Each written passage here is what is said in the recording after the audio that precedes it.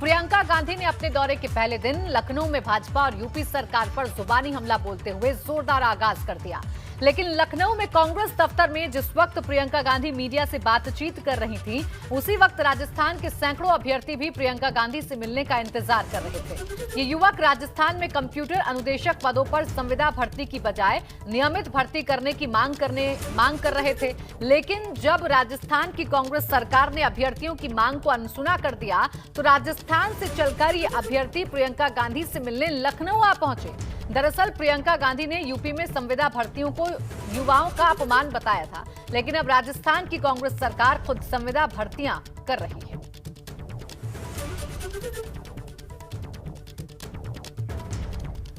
और रायबरेली से सांसद सोनिया गांधी को बड़ा झटका लगा है। 16 सालों से जिला विकास समन्वय एवं अनुश्रवण समिति यानी दिशा के अध्यक्ष पद पर काबिज सोनिया गांधी को अब इस पद से हटा दिया गया है। सोनिया गांधी की जगह अमेठी से सांसद स्मृति ईरानी को दिशा का अध्यक्ष बनाया गया है। आपको बता दें कि दिशा के गठन में सांसद के साथ सभी विधायकों, ब्लॉक प्रमुखों और दूसरे जनप्रतिनिधियों को सदस्य बनाया जाता है। माननीय सोनिया गांधी जी यहाँ की सांसद हैं और वही अनुश्रवण समिति के अध्यक्ष रही। लेकिन जो ये पिछला सांसद कार्यकाल उनका गया है, वो यहाँ आ नहीं पाई, तो इससे पब्लिक में भी रोष था और जनप्रतिनिधियों में भी रोष था। विकास बाधित हो रहा था। ये एक ऐसी चीज़ है कि अनुश्रवण समिति के अध्यक्ष की जो मीटिंग होती थी, हम लोग भी रहते थे उसमें, तो उससे विकास को एक गति मिलती थी और वो हो नहीं पा रहा था। तो स्मृति ईरानी जी को यहाँ बनाया गया है।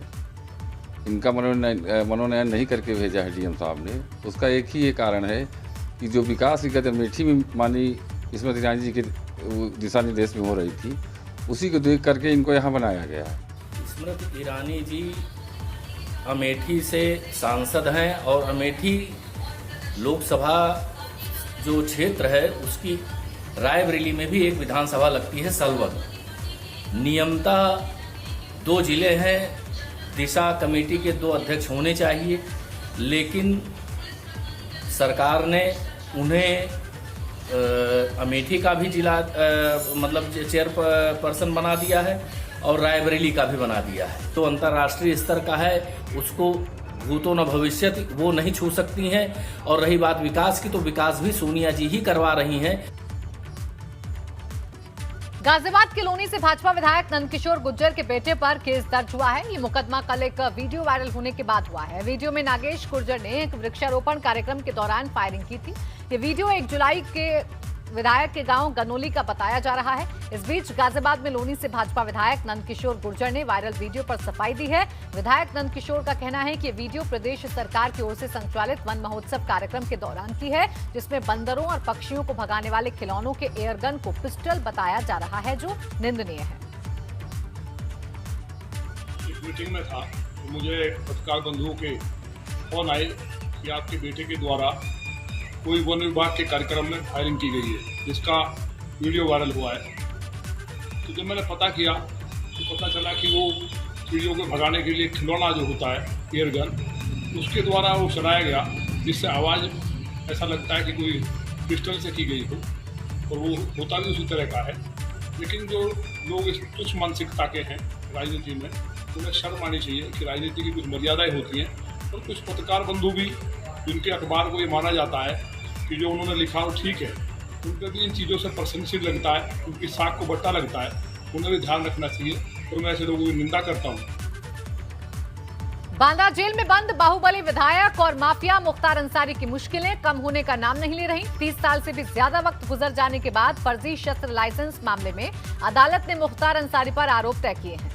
वीडियो कॉन्फ्रेंसिंग के जरिए मुख्तार अंसारी की कोर्ट में पेशी हुई। प्रयागराज की स्पेशल एमपी एमएलए कोर्ट ने मुख्तार पर आईपीसी की धारा 467, 468, 420, 20B और एंटी करप्शन एक्ट की धारा 13(2) के तहत आरोप तय किए हैं। वहीं मुख्तार ने आरोपों से इनकार कर फैसले पर दोबारा विचार करने की गुहार लगाई है। दरअसल मुख्तार अंसारी पर 10 जून 1987 को फर्जी कागजात के आधार पर 2 नाली बंदूक का लाइसेंस लेने का आरोप है। ये मुकदमा गाजीपुर जिले के मोहम्मदाबाद थाने में दर्ज हुआ था।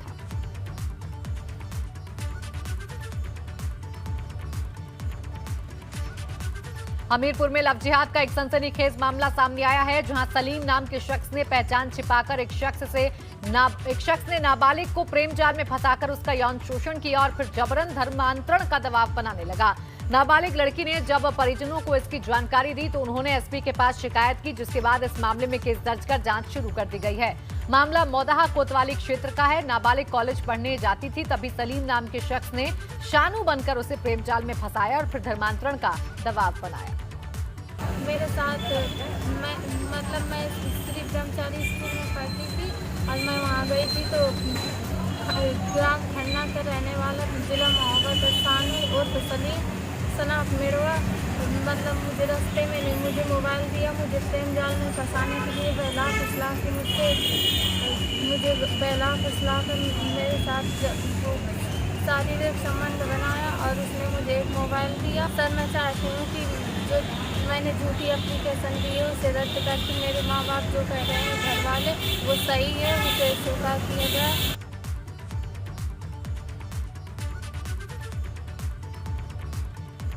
के पिता ने अभी 4-5 दिन पहले दरखास्त दिया था कि एक लड़का उसको परेशान करता है, दूसरे ज़िले का है, महोबा ज़िले का है, और उस पर जांच हो रही थी। उसके बीच में लड़की ने फिर दरखास्त दिया कि ये बात गलत है और ऐसी कोई बात नहीं है, पैसे के लेन देन का मामला है।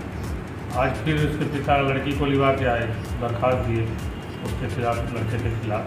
उस दरखास्त पर मैंने FIR का आदेश कर दिया है और थाना मौदाहा में FIR लिखी जाएगी। आजमगढ़ में जहानागंज थाना क्षेत्र के एक गांव से किशोरी के गायब होने के बाद उसके पिता ने अपहरण का मुकदमा दर्ज कराया है। दरअसल युवती के रिश्तेदार ने ट्विटर के जरिए गैर हिंदू युवक पर युवती के अपहरण का आरोप लगाया है। वहीं दूसरे पक्ष का कहना है कि उनका लड़का घर से नाराज होकर कहीं चला गया है। लड़के से बात हुई है कि वो युवती को घर वापस ले आए।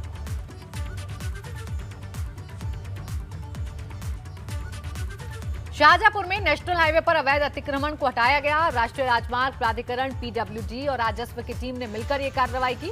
इस दौरान मौके पर पहुंची JCB ने अवैध निर्माण को हटा दिया। शाहजहांपुर से पलिया के रास्ते पर राजीव चौक के पास 24 दुकानों ने अतिक्रमण कर रखा था, जिसकी हाईकोर्ट में भी शिकायत की गई थी। डीएम के निर्देश पर यह अवैध निर्माण हटाया गया। दुकानदारों को हाईकोर्ट के आदेश का हवाला देते हुए अवैध निर्माण को गिराया गया।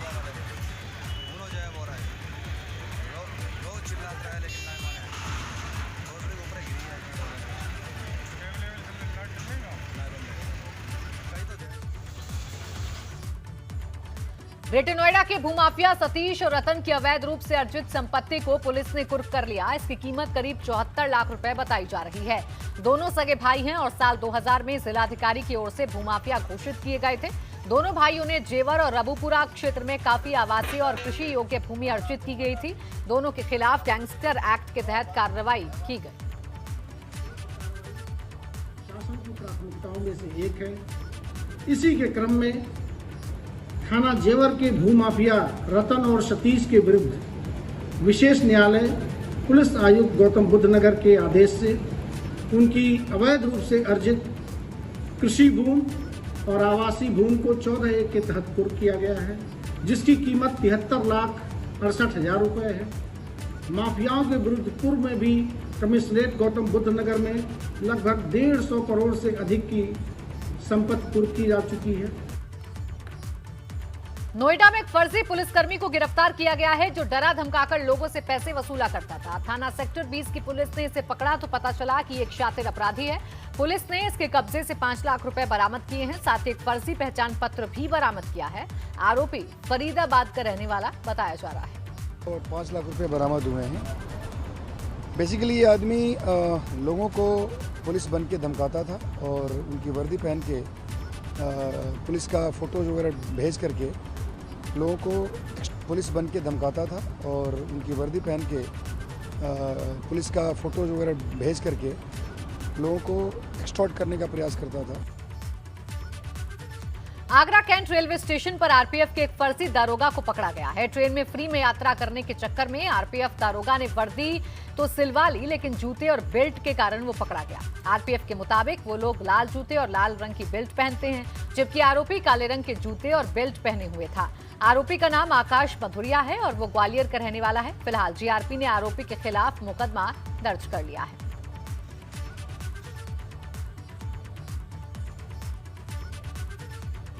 बिजनौर जिला कारागार में एक कैदी की मौत का मामला सामने आया है। कैदी की मौत हार्ट अटैक से हुई है। ये हत्या के मामले में उम्र कैद की सजा काट रहा था और 2 साल जेल में बंद था। कैदी की मौत की खबर सुनकर उसके परिजनों में कोहराम मच गया।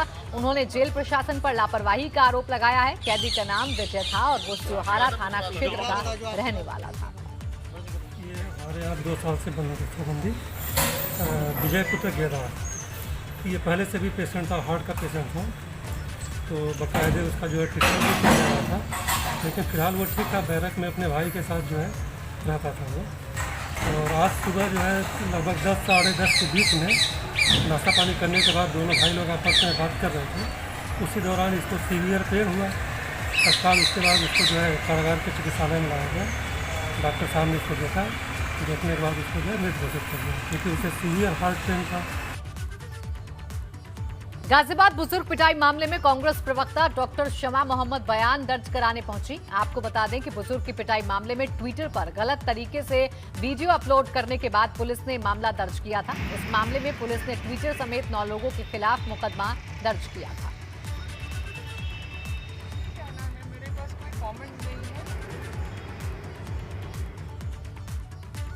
21 जुलाई को बकरीद के त्योहार को देखते हुए रामपुर में जिलाधिकारी ने उलेमाओं और अफसरों के साथ बैठक की, जिसमें बकरीद के मौके पर अफसरों को सभी इंतजाम दुरुस्त करने के निर्देश दिए गए। इसके अलावा मुस्लिम समाज को भी बकरीद के मौके पर प्रतिबंधित जानवरों की कुर्बानी न करने के अलावा त्योहार के मौके पर शांति व्यवस्था बनाए रखने की अपील की। ईद को लेके हमारे जनपद के जितने भी सम्मानित उलेमा हैं सभी को हमने यहाँ पे आमंत्रित किया था और पूरे जनपद से सभी लोगों ने प्रतिभाग किया है। और जो ईद के लेकर तैयारियों को लेकर उनके जो सुझाव थे वो सभी लोग हमने सुने हैं और प्रशासन की तरफ से क्या क्या तैयारियां रहेंगी ताकि जो ईद का त्यौहार है वो सकुशल सभी लोग और बहुत अच्छे तरीके से संपन्न कर पाएँ, वो सारे निर्देश उनको दिए गए हैं।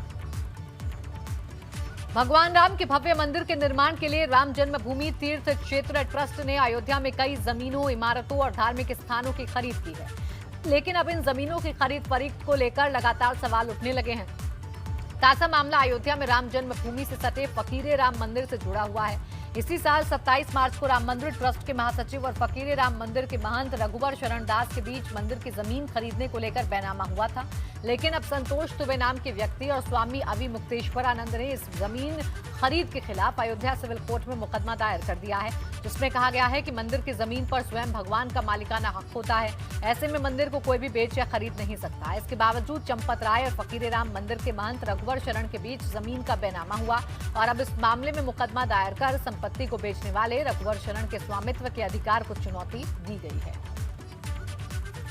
ये गलत किया जा रहा है। कोई भी ट्रस्ट बनाया जाता है तो उसमें लिखा जाता है, उसकी डीड में, ट्रस्ट डीड में लिखा जाता है कि ये ठाकुर जी की संपत्ति है, इसको न कोई बेच सकता है न कोई खरीद सकता है। उपभोग, उपयोग, दर्शन, उत्सव, समैया, राग, भोग होगा, इसके अतिरिक्त तो और काम नहीं हो सकता है। लेकिन कैसे बेच दिया इन्होंने? होते कौन है बेचने वाले और वो कौन होते हैं खरीदने वाले? ये हिंदू समाज का 2-2, 4-4 रुपये, 100-100, 50-50 रुपये जो बटोर कर हिंदू समाज ने दिया था, वो चंपत राय को चपत लगाने के लिए नहीं दिया था, वो राम मंदिर के लिए दिया था।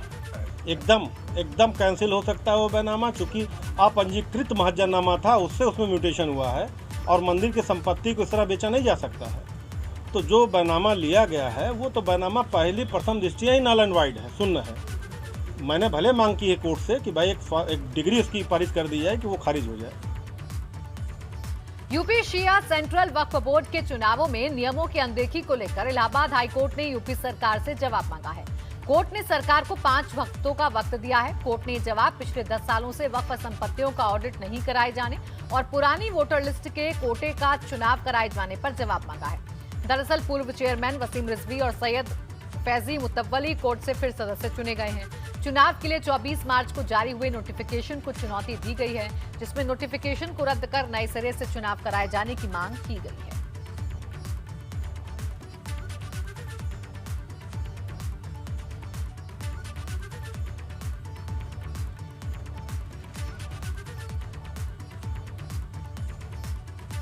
वक्फ का जो एक प्रोविज़न है जिसमें वोटर अपॉइंट होते हैं 2 मुतवल्ली, जो उन वक्फों के मुतवल्ली होते हैं जिनकी आमदनी साल भर में 1 लाख से ज़्यादा की होती है। तो ये चीज़ आमदनी 1 लाख से ज़्यादा है, ये ऑडिट में, ईयरली ऑडिट में तय होता है। पिछले 10 साल से ऑडिट हुआ ही नहीं। तो जब पिछले 10 साल से ऑडिट हुआ ही नहीं तो उन वोटर्स को कैसे आप जस्टिफाई करेंगे और कैसे उन वोटर्स को जो 10 साल पुरानी लिस्ट है उसके बेसिस पे आज आप इलेक्शन करा रहे हैं। मेन इसके ऊपर कोर्ट ने इनसे ख़ास तौर से जवाब मांगा है। बाकी और भी बहुत से पॉइंट्स हैं कि लिस्ट प्रॉपरली पब्लिश नहीं हुई, वोटर्स लिस्ट प्रॉपरली पब्लिश नहीं हुई। गौतम बुद्ध नगर के डीएम सुहास एलवाई टोक्यो में होने वाले पैरालंपिक गेम्स में भारत का प्रतिनिधित्व करेंगे। सुहास एलवाई को पाटाइट कोटे के तहत अगस्त में जापान के टोक्यो में होने वाले पैरालंपिक गेम्स में एंट्री मिली है, जिसमें वो 5 सदस्यीय पैरा बैडमिंटन टीम का हिस्सा बनेंगे। सुहास एलवाई देश के पहले ऐसे अधिकारी हैं जिन्हें पैरालंपिक में हिस्सा लेने का मौका मिला है। सुहास इससे पहले Uganda para badminton international tournament में कांस्य पदक और तुर्की इंटरनेशनल बैडमिंटन टूर्नामेंट में पुरुष सिंगल्स का खिताब जीत चुके हैं। खबरों में आगे बढ़ेंगे और बात करेंगे उत्तराखंड की, जहां 4 धाम बद्रीनाथ, केदारनाथ, गंगोत्री और यमुनोत्री के गर्भगृहों से पूजा और आरती का लाइव प्रसारण नहीं किया जाएगा। देवस्थानम प्रबंधन बोर्ड बैठक में सर्वसम्मति से 4 धामों के गर्भगृह से लाइव प्रसारण न करने का निर्णय लिया गया है। बता दें कि कोविड महामारी से 4 धाम यात्रा बंद होने के कारण चारों धामों से लाइव प्रसारण की तैयारी चल रही थी, जिससे देश दुनिया के श्रद्धालु घर बैठे ही मंदिर के दर्शन कर सकें। तीर्थ पुरोहित भी लाइव प्रसारण का विरोध कर रहे थे। आज सचिवालय में मुख्यमंत्री पुष्कर सिंह धामी की अध्यक्षता में हुई 4 धाम देवस्थानम प्रबंधन की बोर्ड में बैठक में कई महत्वपूर्ण निर्णय लिए गए। हालांकि देवस्थानम बोर्ड को लेकर कोई फैसला नहीं हो सका है, जिससे विरोध और बढ़ गया है। देवस्थानम बोर्ड के विरोध में बद्रीनाथ धाम में बड़ी रैली रखी गई। इसमें तीर्थ पुरोहित समाज से जुड़े अलग अलग वर्ग के लोगों ने अपना विरोध जताया। इस दौरान पुतला दहन भी किया गया। पुरोहितों का कहना है कि सरकार ने अगर देवस्थानम बोर्ड को रद्द नहीं किया तो आंदोलन और उग्र होगा। पुरोहितों का कहना है कि सरकार को 4 धाम की परंपराओं से खिलवाड़ नहीं करने दिया जाएगा। और यहाँ पर ज्ञापन दिया है कि हम कल से यहाँ लगातार कमी कंसर्न यहाँ से लगातार चालू रहेगा जब तक कि देवस्थानम बोर्ड भंग नहीं किया जाता और लाइव टेलीकास्ट बंद नहीं किया जाता, तब तक लगातार बद्रीनाथ धाम में कल से हमारा कमी कंसर्न जारी रहेगा। 2022 का विधानसभा चुनाव करीब आ गया है। ऐसे में कांग्रेस अलग अलग मुद्दे के बहाने प्रदेश सरकार को घेर रही है। इसी कड़ी में राष्ट्रीय नेतृत्व के आह्वान पर कांग्रेस के वरिष्ठ नेता सचिन पायलट देहरादून पहुंचे। सचिन पायलट ने पेट्रोल डीजल के दाम लगातार बढ़ रहे हैं, जिससे आम आदमी बेहाल है, लेकिन सरकार इस बारे में कोई ठोस कदम नहीं उठा रही है। वहीं सचिन पायलट ने कोरोना की दूसरी लहर के मुद्दे पर केंद्र सरकार को जमकर घेरा। मुझे ऐसा लगता है कि लोगों ने देख लिया 14 के बाद लोगों को लगा कि न जाने ऐसे जो वादे हमसे किए जा रहे हैं। मोदी जी जब पीएम कैंडिडेट बने थे तो बहुत सी बातें करे थे। आज 7 साल के बाद एक ऐसा क्षेत्र मुझे बता दीजिए, अर्थव्यवस्था का, नौकरी का, किसानी का, अंतर्राष्ट्रीय बॉर्डर्स पर, स्वास्थ्य का, चिकित्सा का, हर क्षेत्र में हम लोग पिछड़ते चले जा रहे हैं। फिर भी हम नारे देते हैं stand up India, digital India, आत्मनिर्भर इंडिया, स्वस्थ इंडिया, स्वच्छ भारत, लेकिन उन नारों का निकला क्या? मैं नहीं कहता हूँ कि हमारी पार्टी की जब सरकार थी तो लोगों को हमसे कुछ शिकायत नहीं थी, लेकिन इस प्रकार का जो हालात आप देख रहे हैं, चीन क्या कर रहा है बॉर्डरों के ऊपर, लगातार इस देश में एक इस तरह की राजनीति की जा रही है जो कहीं ना कहीं द्वेष और घृणा को पैदा करती है। सचिन पायलट के बयान पर भाजपा ने भी पलटवार कर दिया है। भाजपा का कहना है कि पहले कांग्रेस अपने घर को ठीक करे और तब किसी के ऊपर सवाल उठाने का उसे अधिकार है। सचिन पायलट जी पहले उनसे अपना जो वहाँ के जो मुख्यमंत्री हैं हमारे गहलोत जी जो कांग्रेस पार्टी के मुख्यमंत्री हैं, उनसे अभी अपना करें अपना जो भी कर रहे हैं। और जहाँ तक है कि सचिन पायलट जी राजस्थान में कुछ बोलते हैं, उत्तराखंड में आके कुछ बोलते हैं। इन लोगों का ये बड़ा चक्कर है, ये जहाँ जिस प्रदेश से आते हैं वहाँ कुछ बोलेंगे, दूसरे प्रांत में जाएंगे तो कुछ और बोलेंगे। तो सचिन पायलट जी अपनी चिंता करें। उधर कांग्रेस में सीएम के चेहरे को लेकर सचिन पायलट ने कहा कि कांग्रेस किसी सामूहिक नेतृत्व में चुनाव लड़ने वाली है पार्टी है और उत्तराखंड में भी सामूहिक नेतृत्व में ही चुनाव लड़ा जाएगा। स्पष्ट राय रही है कि हम लोग सामूहिक नेतृत्व में चुनाव लड़ते हैं और विधायक दल के जब सदस्य चुनकर जाते हैं बहुमत आने के उपरांत उनमें से चुनाव होकर कोई नेता बनता है, वो निर्णय एआईसीसी और कांग्रेस प्रेसिडेंट करते हैं। ये एक परंपरा फूटी फूटी लगभग हर राज्य में रही है और मुझे लगता है कि हम लोग भी सब यूनाइटेडली एक दूसरे का सहयोग देकर चुनाव लड़ेंगे।